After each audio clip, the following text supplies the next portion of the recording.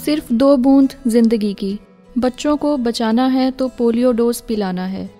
Polio dose पिलाओ, देश को बचाओ। जब आए पोलियो की बारी, माता पिता की है जिम्मेदारी। नमस्कार दोस्तों, और आज के एपिसोड में हम बात करेंगे पोलियो के बारे में। हालांकि भारत पोलियो मुक्त होने में सफलता प्राप्त कर चुका है, जो कि यहाँ के नागरिकों के सहयोग के बिना मुमकिन नहीं था। फिर भी हम पोलियो के बारे में अक्सर सुनते रहते हैं, रेडियो पर या मैगजीन्स में, आर्टिकल्स में पढ़ते रहते हैं। और बहुत सारे क्वेश्चंस उठते हैं, जैसे कि पोलियो क्या है, ये क्यों होता है, कैसे होता है, कब कब पोलियो ड्रॉप्स देना चाहिए। चलिए डॉक्टर, शुरू करते हैं यहीं से कि पोलियो क्या है और ये कितने प्रकार का हो सकता है। पोलियो एक संक्रामक रोग है जो कि वायरस के आने की वजह से होता है, और ये पोलियो वायरस 3 प्रकार का देखा गया है, टाइप 1, टाइप 2 और टाइप 3। ये रोग एक बार हो जाए बच्चे को तो ये संभवतः बच्चे को पूरे जीवन के लिए अपाहिज बना सकता है, और इसका कोई इलाज नहीं है, केवल इसका बचाव ही संभव है, जो कि हम पोलियो की वैक्सीनेशन द्वारा करते हैं। तो डॉक्टर साहब, पोलियो के लक्षण क्या होते हैं और ये इनका बच्चों के ऊपर क्या प्रभाव पड़ता है?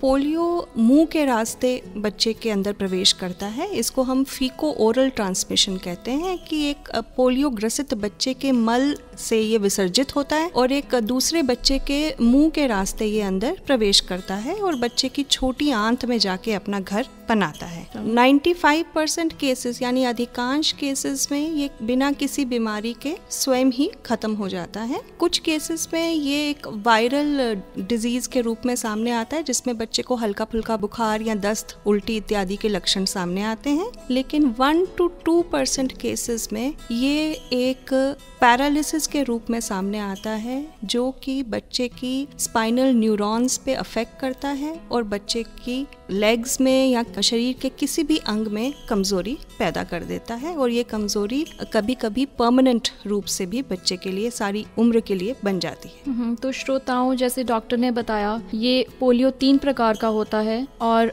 ओरली ये किसी बच्चे में आता है और उसको पैरालाइज्ड कर देता है। तो डॉक्टर, अगर एक बार पोलियो हो जाए, जैसे कि जिन बच्चों को हो चुका है, तो उन्हें ठीक करने के लिए हम कोई प्रयास नहीं कर सकते? कोई इलाज है उनके लिए? अनफॉर्चुनेटली पोलियो का कोई इलाज आज तक सामने नहीं आया है। एक बार पोलियो हो जाने की सूरत में हम केवल उसका हॉस्पिटल पे कंजर्वेटिव ट्रीटमेंट कर सकते हैं, ताकि कम से कम तकलीफ हो बच्चे को और बीमारी को आगे प्रोग्रेस करने से थोड़ा रोका जा सके। अन्यथा इस बीमारी का कोई इलाज नहीं है, केवल बचाव ही संभव है।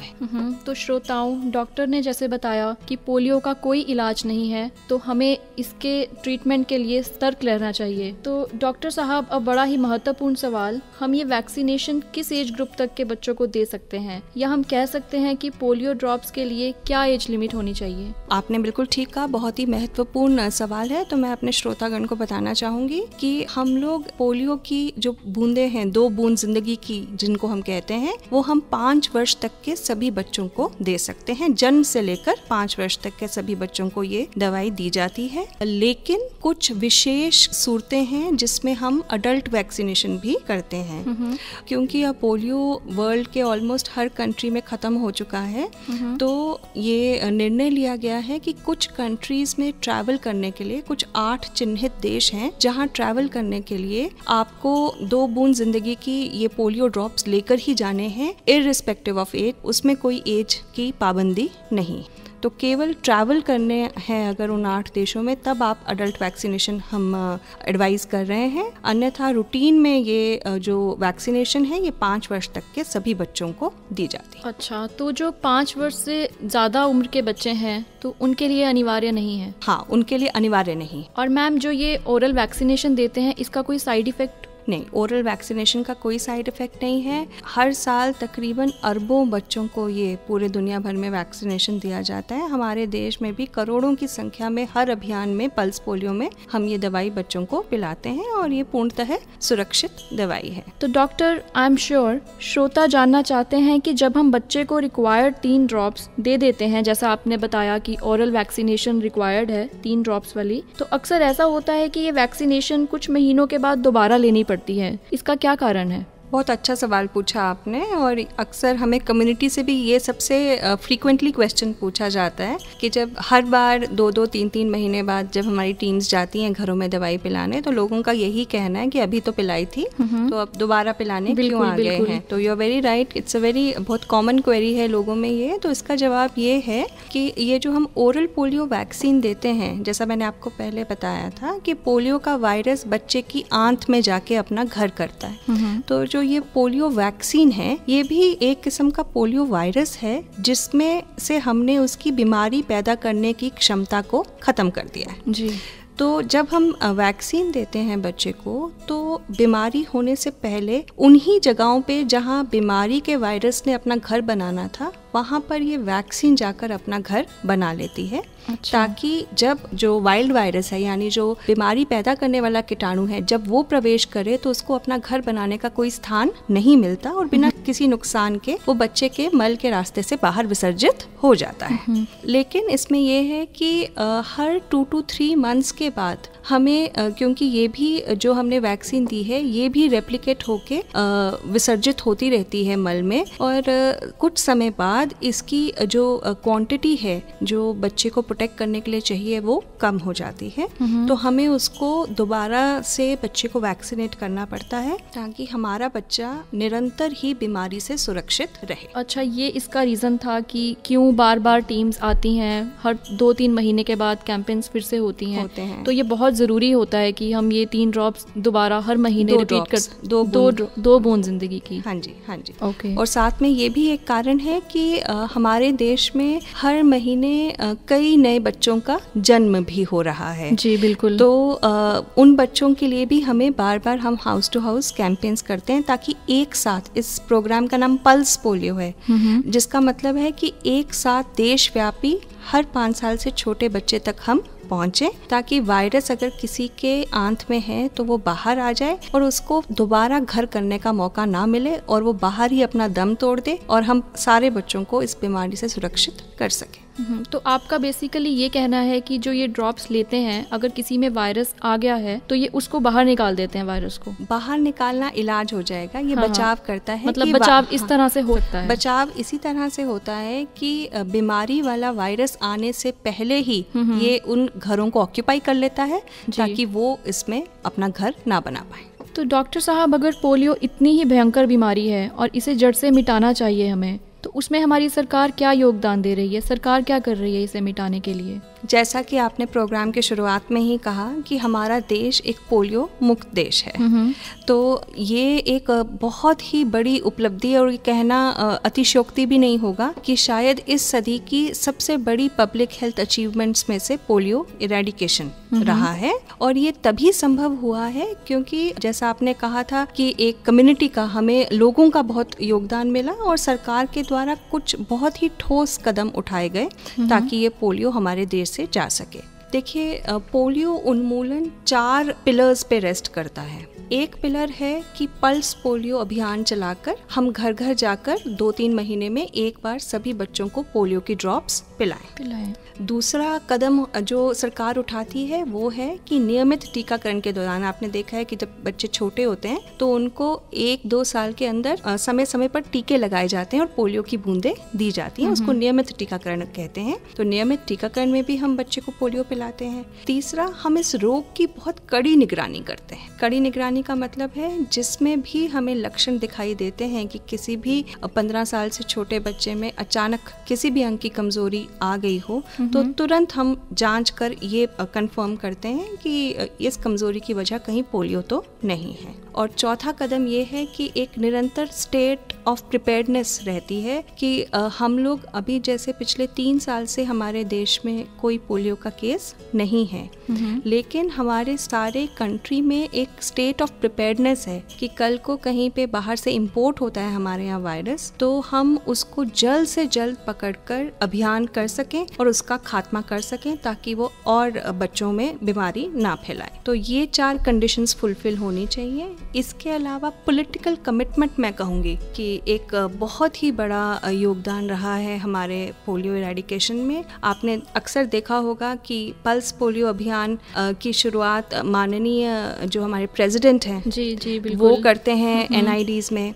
स्टेट लेवल पे चीफ मिनिस्टर साहब अक्सर हर स्टेट्स के इस का शुभारंभ करते हैं। तो बेसिकली एक मैसेज जाता है कम्युनिटी में कि it is a very important program, बहुत महत्वपूर्ण प्रोग्राम है जिसमें बढ़ चढ़कर हम सब ने हिस्सा लेना है जी। और दूसरा सफलता का ये भी कुंजी है कि हमने अपने ब्रांड एम्बेसडर्स इस प्रोग्राम के लिए बहुत ही विजिबल चेहरों को चूज किया होगा। अगर आपको याद होगा तो श्री अमिताभ बच्चन जी और उनके बाद श्री सचिन तेंदुलकर जी बिल्कुल। तो हमने जो ब्रांड एम्बेसडर्स रहे हैं इस प्रोग्राम के, वो भी अपने फील्ड के जानी मानी हस्तियां रही हैं। तो ये सारे जो कारण थे कि प्रोग्राम की विजिबिलिटी को बढ़ाया गया, पॉलिटिकल कमिटमेंट मिला, हमारे जो वर्कर्स हैं, धूप हो, आंधी हो, बरसात हो, आपने देखा है हर घर में जाके बच्चों को दवाई पिलाते हैं। इन स्टेप्स के द्वारा ही ये जो सफलता हासिल की है हमारे देश ने तभी संभव हो पाया है, क्योंकि हर स्टेक होल्डर ने अपना कर्तव्य खूब अच्छी तरह से निभाया। तो डॉक्टर, जैसे आपने बताया कि सरकार खूब योगदान दे रही है पोलियो को मिटाने में, तो हमारे श्रोताओं को बताएं जो ये पोलियो वैक्सीनेशन कैंपेन्स सरकार ने चालू की हुई हैं, ये कब तक चलेंगी? कब तक टीम्स ऐसे ही घर घर जाकर ये वैक्सीनेशन देती रहेंगी?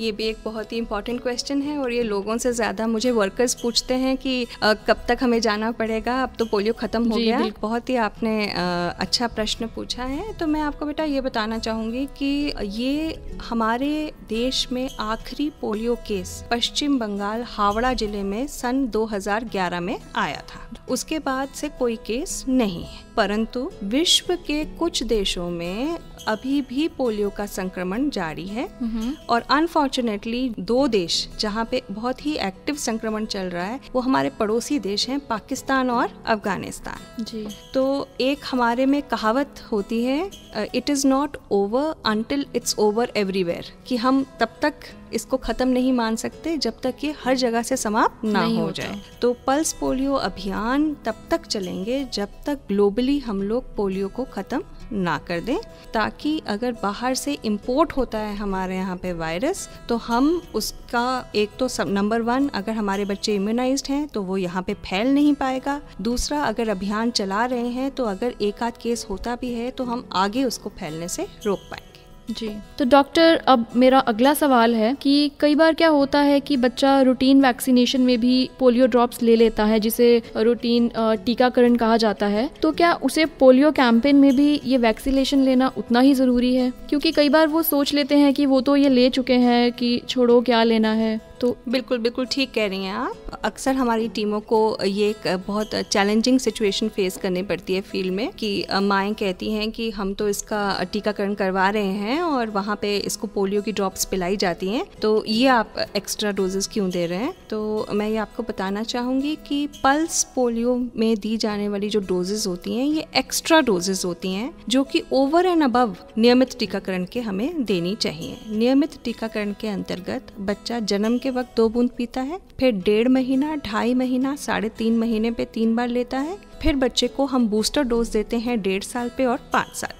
तो ये हमारी नियमित टीकाकरण की समय सारणी है। और इस बीच मैं श्रोताओं को अपील करना चाहूँगी कि 5 साल तक का जब हमारा शिशु है, जब भी पल्स पोलियो अभियान चलें और बूथ लगे या टीमें घर पे आएँ, तो हमें ये जो एक्स्ट्रा डोजेज हैं, एडिशनल डोजेज हैं, ये देनी चाहिए। आपने 2-3 बहुत ही फेमस नारे स्टार्टिंग में आपने दिए थे, उसमें एक और नारा मैं जोड़ना चाहूंगी, एक भी बच्चा छूट गया सुरक्षा चक्र टूट गया। तो वो नारा बेसिकली इसी के लिए है कि पल्स पोलियो अभियान में हमारा कोई भी बच्चा छूटना नहीं चाहिए। अगर छूट जाता है तो पोलियो वायरस को एक नया घर मिल जाएगा और वो तब तक उसमें बैठा रहेगा जब तक उसको अपना अगला शिकार ना मिल जाए। हमारा मकसद है कि हम अधिक सारे बच्चों को एक साथ ये दवाई पिलाएं ताकि ये बेघर कर दें हम इस वायरस को और इसको पुनः जीवित होने का कोई हम इसको अपॉर्चुनिटी ना दें। तो डॉक्टर, जैसे कि आपसे चर्चा कर हमें पता चल रहा है कि पोलियो एक जानलेवा बीमारी है,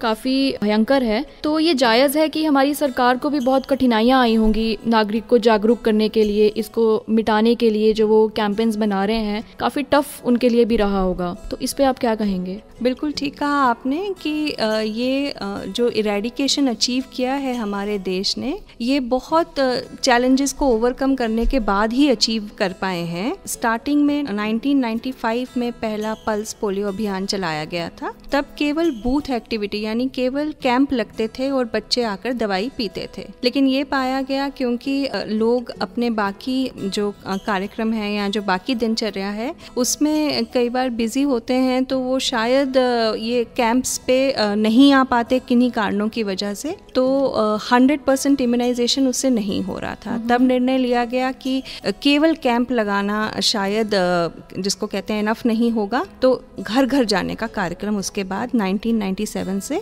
हमने कैंप के साथ हाउस टू हाउस कार्यक्रम भी शुरू कर दिया। इसके अलावा कई जगहों पर ये भी देखा गया है कि लोग हमारी पोलियो टीम्स के साथ सही बर्ताव नहीं करते हैं, दरवाज़ा नहीं खोलते हैं। आपने जैसे कहा था कि उनके रहता है कि जब हम बच्चे को रूटीन इम्यूनाइजेशन करवा रहे, नियमित टीकाकरण करवा ही रहे हैं, तो शायद इन एक्स्ट्रा डोजेस की हमें कोई आवश्यकता नहीं है। इसके अलावा कुछ कठिनाइयाँ हमें ये भी आई थी कि इस कार्यक्रम को बाकी विकास कार्यक्रमों से जोड़ दिया गया और कुछ जगहों पर तो शर्त सी रख दी गई थी हमारी सरकार के आगे कि जब तक गांव की सड़क नहीं बनेगी या सरकारी नल नहीं लगेगा तब तक हम बच्चों को दवाई नहीं पिलाएंगे। और इसके अलावा कुछ अफवाहों के चलते इस प्रोग्राम को काफ़ी कठिनाइयों का सामना करना पड़ा था, लेकिन सबके सहयोग से, धार्मिक नेताओं के सहयोग से, हमारे जो नेतागण हैं उनके सहयोग से ये धीरे धीरे सारी कठिनाइयों का हल ढूंढा गया और लोगों के योगदान से अंत में हमारे देश ने सफलता हासिल की इस खतरनाक जानलेवा बीमारी को जड़ से खत्म करने। तो श्रोताओं, जैसे डॉक्टर ने बताया कैसे सरकार ने कठिनाइयों का सामना किया, कैसे 1997 से ये सिलसिला जारी है, ये 2 बूंद जिंदगी का। माता पिता कुछ नहीं इनको टॉलरेट करते जब वो दोबारा आते हैं। तो डॉक्टर साहब, अब श्रोताओं में अवेयरनेस के लिए आपका कोई मैसेज? मैं आपके रेडियो के माध्यम से यही मैसेज अपने श्रोताओं को देना चाहूँगी कि जब भी हमारी पल्स पोलियो की टीमें आपके द्वार पे आएँ तो उनका मुस्कान के साथ स्वागत कीजिए और अपने 5 साल से छोटे सभी नौनिहालों को ये 2 बूंद जिंदगी की अवश्य पिलाएं। अगर कैंप लगा है तो कैंप वाले दिन ही पिला दें। अगर किसी कारणवश नहीं जा पा रहे हैं तो अगले 2 दिन जब हमारी टीमें घर पे आ रही हैं तो उनका आप स्वागत करें और बच्चे को अवश्य दवाई पिलाएं, ताकि अपने देश के साथ हम पूरे वर्ल्ड से इस बीमारी को खत्म कर सकें। और इसके अलावा पोलियो के साथ साथ जो बाकी जानलेवा रोग हैं जिनके लिए टीकाकरण उपलब्ध है सरकार की तरफ से, उनकी भी सेवाओं का लाभ उठाएं और बच्चे को समय समय पर सारे टीके अवश्य लगवाएं। धन्यवाद।